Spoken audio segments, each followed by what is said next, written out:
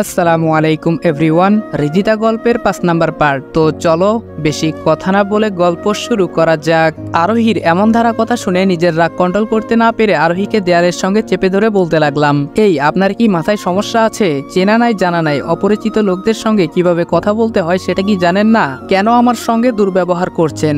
রাগের কারণে আরোহীকে দেয়ালের সঙ্গে হাতটি চেপে ধরায় তার হাত লাল হয়েছে। সেদিকে আমার কোনো ভ্রুক্ষেপ নেই। আরোহী বলল, হাতটা ছাড় বলছি। আরোহীর কথায় রাগের ঘোর কাটলো এবং সরি বলে রুমে চলে আসলাম। এতদিন তানবীর থাকায় কোনো সমস্যার সম্মুখীন হতে হয়নি। আজ যেই তানবীর চলে গেল এই সুযোগে আরোহী দুর্ব্যবহার করতে শুরু করেছে। এখন এ বাসা ছেড়ে দিলেও তো রাস্তায় থাকতে হবে, আবার এখানে থাকলেও আরোহীর দুর্ব্যবহার সহ্য করতে হবে। কি করব কিছুই বুঝতে পারছি না। অপরদিকে আরোহীর অবস্থা। আরোহীর মা বলল, আরোহী খেতে আয়। আরোহী রেগে বলল, মা আজ আর খাবো না। আরোহী রেগে বলাতে তার মা কিছুটা আজ করতে পেরে বলে উঠল, আরোহী রেগে আছিস কেন? কেউ কি কিছু বলেছে তোকে? আরোহী মনে মনে ভাবলো, মন চাচ্ছে ওই বদ ছেলেকে গিয়ে খুন করে ফেলি। কত বড় সাহস আমার হাত চেপে ধরে রাখে। এর প্রতিশোধ আমি ভালোভাবেই নিব। এমন টর্চার শুরু করব, এ বাসা থেকে দুদিনেই পালিয়ে যেতে বাধ্য হবে। আরোহী এসব ভাবতে আরোহীর মা বলে উঠল, আরোহী ঠিক আছিস মা?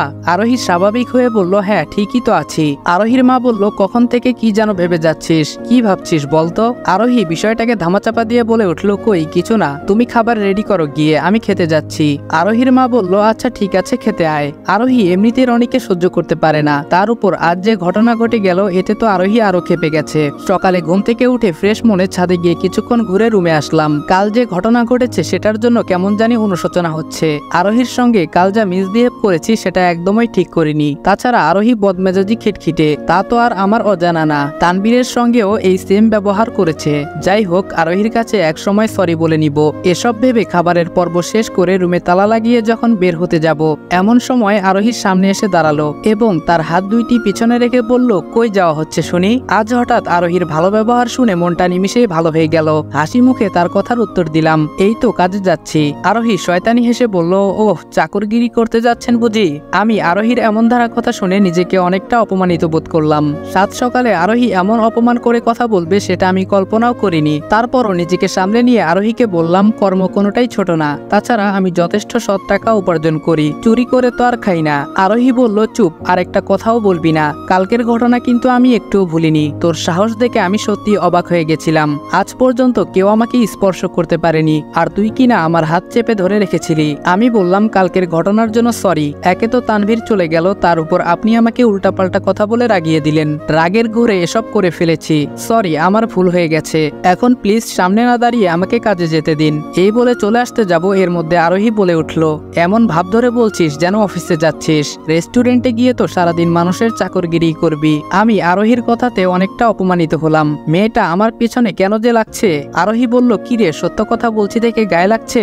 আমি বললাম, আপনি শুধু দেখতেই সুন্দর, কিন্তু আপনার ব্যবহার একটুও ভালো না। মানুষের সঙ্গে কিভাবে কথা বলতে হয় সেটা আপনি জানেনই না। আর হ্যাঁ, আপনি আমার সঙ্গে কথা বলবেন না। এভাবে আরোহী এক এক সময় এক একভাবে আমাকে তাড়ানোর চেষ্টা করেই চলেছে, কিন্তু আমি তো যাচ্ছি না। প্রকৃতপক্ষে আরোহীদের বাসায় থাকার ইচ্ছাটা একদমই নেই, তারপরও আমাকে থাকতে হচ্ছে। বাসাটা পেলেই চলে যাব। আরোহীর এই মিসবিহেভ শুনতে আর ভালো লাগছে না। এভাবেই কেটে গেল আরো 6টা মাস। একদিন বাড়িওয়ালা আঙ্কেল এসে বলল, আমাদের বাসাতেই থাকছো, অথচ তোমার সঙ্গে একটু আড্ডা দিব তার সময়ও নেই। তুমি যখন আছো তখন আড্ডা দেওয়াই যাবে, তার আগে একটা কথা তো তোমাকে বলাই হয়নি। আমি বললাম, কি কথা আঙ্কেল? আঙ্কেল বললেন, কাল আরোহীর জন্মদিন। এই উপলক্ষে প্রত্যেক বছরই অনুষ্ঠান পালন করি, এবছরও তার ব্যতিক্রম করব না ভাবছি। আর হ্যাঁ, তুমি কিন্তু অনুষ্ঠানের শুরু থেকে শেষ পর্যন্ত থাকবে, কেমন? আমি বললাম, জি আঙ্কেল, অবশ্যই থাকবো। হ্যালো বন্ধুরা, আপনি কি বোর হচ্ছেন, কিছু মজা করতে চান? তাহলে আজ আমি 1xBet নামের একটি অ্যাপ সম্পর্কে কথা বলতে চাই, যেটি সবচেয়ে বিশ্বস্ত বুকমেকার। এখানে মজা করার পাশাপাশি রয়েছে পুরস্কার জেতার সম্ভাবনা। এখানে সমস্ত লাইভ ম্যাচের ফলাফল এবং ম্যাচটি লাইভ দেখতে পারবেন। আপনি স্কোরের ভবিষ্যৎবাণী করে বাজি ধরতে পারেন, যেমন কোন দল জিতবে, কত রান করবে ইত্যাদি। এবং BMW গাড়ি, আইফোন, ল্যাপটপ আরো অনেক কিছু পুরস্কার জেতার সুযোগ রয়েছে। আর হ্যাঁ, বিখ্যাত PSG ও সিরিয়া এখানের স্পন্সর, তাই অবিশ্বাসের কোনো কথাই আসে না। এখানে ক্রাশ ও নতুন চিকেন রোড গেম সহ আরো বিভিন্ন ধরনের গেম রয়েছে, যেগুলো খেলে রয়েছে সহজেই টাকা জেতার সম্ভাবনা। আর রেজিস্ট্রেশন করার সময় আমার প্রচার কোড অনফায়ার ব্যবহার করে প্রথমবার জমাতে পান 12,000 টাকা পর্যন্ত ও ফ্রি স্পিন। আপনি সহজেই পেটিএম, ব্যাংক, বিকাশ, নগদ, রকেট এবং অন্যান্য সহজ পদ্ধতির মাধ্যমে আপনার জেতা টাকা তুলতে পারবেন। তাহলে আর দেরি কিসের? পিন কমেন্টের লিঙ্ক থেকে অথবা গুগলে 1xBet সার্চ করে আমার দেওয়া প্রোমো কোড অনফায়ার ব্যবহার করে রেজিস্ট্রেশন করুন এবং বোনাস পান। একদিনেই পুরো বাড়িটা ডেকোরেশনের লাইটিং এর আলোয় আলোকিত করে ফেলেছে। আর এইদিকে আরেকটা বাসাও পেয়ে গেছি, তাই ভাবছি আরোহীকে গিফটের সঙ্গে এটাও লিখে দিব তাদের এখানে আর থাকছি না। জন্মদিনের দিন আজ আরোহীদের বাড়িতে আত্মীয় স্বজনে ভরে গেছে, সব জায়গায় আত্মীয় স্বজনে জমজমাট হয়ে আছে। আরোহীকে আজ সাদা ড্রেসে সাদা পরীদের মতো লাগছে, ও এমনিতে অনেক সুন্দরী, তার উপর আজ একটু সেজেছে, এতেই তাকে অনেক কিউট লাগছে। তো কিছুক্ষণ পর লক্ষ্য করলাম সবাই আরোহীকে গিফট দিচ্ছে, আরোহীও হাসি মুখে তাদের গিফট নিচ্ছে। আমিও আমার গিফটটা আরোহীর হাতে দিয়ে বললাম এটা আপনার জন্য। আরোহী বলল আমি কোনো ভাড়াটিয়াদের দেওয়া গিফট নেই না। আরোহী এই বলে সকলের সামনে গিফটটি ফ্লোরে ছুঁড়ে ফেলে দিল। বাড়ি ভর্তি মেহমান, তারা সবাই আমার দিকে অবাক হয়ে তাকিয়ে আছে। আরোহী সবার সামনে এভাবে ছোট করবে সেটা আমি কল্পনাও করতে পারিনি। তারপর ফেলে দেওয়া গিফটটা হাতে নিয়ে আরোহীর সামনে দাঁড়িয়ে বললাম গিফটটা না নিলে কোনো কষ্ট পেতাম না, কিন্তু বাড়ি ভরা মেহমানের সামনে এই অপমান না করলেও পারতেন। এইটুকু বলে সেখান থেকে রুমে এসে সবকিছু ব্যাগে গুছগাছ করতে লাগলাম। অন্যদিকে আরোহীর নিজের মধ্যেই কেমন যেন অনুশোচনা কাজ করছে। এতদিন রনিকে তাড়ানোর জন্য যাই করুক না কেন কখনো সবার সামনে অপমান অপদস্থ করেনি, কিন্তু আজ যেটা করলো সেটা মোটেও ঠিক করেনি। তাছাড়া বাড়ি ভরা মেহমান, তারা আমাকে কি ভাবছে? না, রনির সঙ্গে আমি মোটেও ঠিক করিনি। আরোহী আনমনে এসব ভেবে যাচ্ছে। তার ভাবনার ইতি টেনে মেঘলা আরোহীকে ঝাঁকিয়ে বলে উঠল কিরে, কেক কাটছিস না কেন?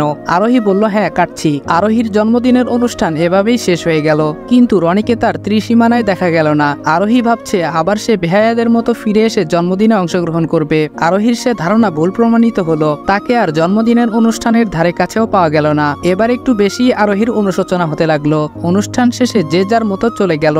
আরোহী রুমে এসে বিছানায় গা এলিয়ে দিতে সেই গিফট ফেলে দেওয়ার দৃশ্য বারবার চোখের সামনে ভেসে উঠছে। কিছুই ভালো লাগছে না, এসব ভেবে যাচ্ছে আরোহী। হঠাৎ দরজায় ঠকঠক আওয়াজ। দরজা খুলে লক্ষ্য করলো তার মা দাঁড়িয়ে আছে। তারপর আরোহী কিছুটা স্বাভাবিকভাবে বলে উঠল মা কিছু বলবা? আরোহীর মা বলল ছেলেটার সঙ্গে তখন এই মিসবিহেভটা না করলেও পারতি। তাছাড়া আমি এটাও জানি কেন তুই কোনো ছেলেকে সহ্য করতে পারিস না। মারে, সব ছেলেরাই কিন্তু খারাপ হয় না, ভালো মন্দ মিলেই মানুষ, কিন্তু একজন তোর সঙ্গে ভালোবাসায় চিট করেছে দেখে সব ছেলেকে যে একই ভাববি সেটা কিন্তু ভুল। রনির কাছে গিয়ে সরি বলে নিস। এই কথাটা তখনই বলতাম, কিন্তু অনুষ্ঠান নষ্ট হবে দেখে তোকে কিছুই বলিনি। আরোহীর মা এই বলে তার রুমে চলে গেল। আরোহী শুধু নীরব শ্রোতাদের মতো তার মার কথা শুনছিল, বলার মতো কোনো ভাষাই তার জানা নেই। কিছুক্ষণ পর আরোহী মনস্থির করলো সরি বলে সবকিছু সমাধান করে নিবে, আর কখনো তার সঙ্গে মিসবিহেভ করবে না। এসব ভেবে ছাদে চলে গেল। আরোহী সেখানে লক্ষ্য করলো রনি কার সঙ্গে যেন ফোনে কথা বলছে। ইতিমধ্যে তার কথা বলাও শেষ। পেছন ফিরে আরোহীকে দেখা মাত্রই কোনো কথা না বলে চলে যেতে ধরলো। এমন সময় আরোহী বলে উঠল রনি দাঁড়াও প্লিজ। আমি বললাম অপমান করবেন নিশ্চয়ই, ছাদে আপনি আর আমি ছাড়া কেউ নেই দেখছি। একটা কাজ করেন, যেখানে মানুষজন বেশি থাকবে সেখানে আমাকে অপমান করবেন, সেটাই ভালো হবে। যত যাই হোক একটা মানুষ তো কারো অপমান সহ্য করে থাকবে না, নিশ্চয়ই এটাই তো ভাবছেন। আরোহী নিশ্চুপ। আমি বললাম কালকেই আমি এই বাসা ছেড়ে চলে যাচ্ছি, যদিও বাসাটা একটু আগেই পেয়েছিলাম আর সিদ্ধান্তও নিয়েছিলাম গিফটের মাধ্যমে আপনাকে বিষয়টা জানাবো, কিন্তু তার আগেই আপনি সেটা না দেখেই ছুঁড়ে ফেলে দিলেন আর বাড়ি ভরা মেহমানের সামনে আমাকে ছোট করলেন। আরোহী করুণ সুরে বলে উঠল সরি। আমি বললাম সরি বলার আর কোনো দরকার নেই, সকাল হলেই এখান থেকে চলে যাব। এই বলেই আমি সেখান থেকে চলে আসলাম। এইদিকে আরোহী আমার চলে যাওয়ার কথা শুনে নিজের কথা বলার ভাষা যেন হারিয়ে ফেলেছে। সারা রাত আরোহী নির্ঘুমে কাটিয়ে দিল। সকালে ঘুম থেকে উঠেই ছাদে চলে গেল, কিন্তু আজ রনিকে আর দেখতে পেল না। তারপর আগ্রহ নিয়ে তার রুমের দিকে যেতে লাগলো। রুমের কাছে এসে রুমে তালা লাগানো দেখে রীতিমতো অবাক হয়ে গেল। সাত সকালে তালা লাগানো দেখে আরোহী তার মাকে জিজ্ঞেস করলো মা রনির রুমে তালা লাগানো কেন? আরোহীর মা বলল রনি কাল রাতেই এ বাসা ছেড়ে অন্য কোনো বাসায় উঠেছে। আরোহী অনেকটা অবাক হয়ে বলল কি, রাতেই চলে গিয়েছে? আরোহীর মা বলল হ্যাঁ, রাতে রনি এসে আমাকে বলল যে তুই নাকি কোনো ভাড়াটিয়া থাকুক সেটা চাস না, সেজন্য রনি চলে গেল।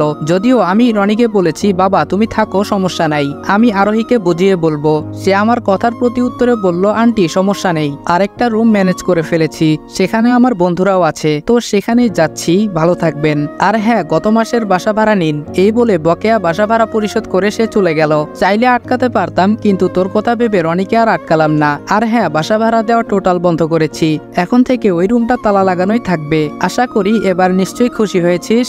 আরোহী তার মার কথার উত্তর না দিয়ে রুমে দরজা আটকিয়ে বিছানায় গা এলিয়ে দিতেই চোখ থেকে কয়েক ফোঁটা নোনা জল গড়িয়ে পড়ল।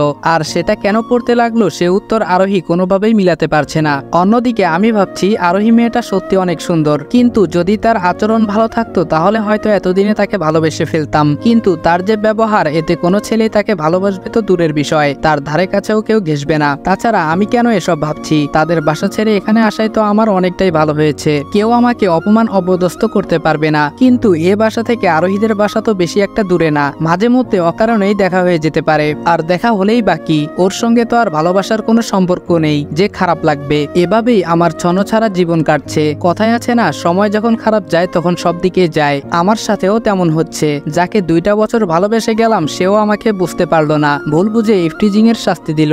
যাদেরকে আপন ভেবে আসছি তারাও মুখের উপর বলে দিয়েছে তারা আমার রক্তের কেউ না। এই পৃথিবীতে মানুষজনের আনাগোনা বেশি থাকলেও এর মধ্যে আমার আপনজন নাই বললেই চলে। একদিক থেকে আমার একাকিত্ব জীবন ভালোই চলছে, কষ্টের হলেও সেটাকে আর কষ্ট বলে মনে হয় না। এখন সবকিছুই আমার মানানসই হয়ে উঠেছে।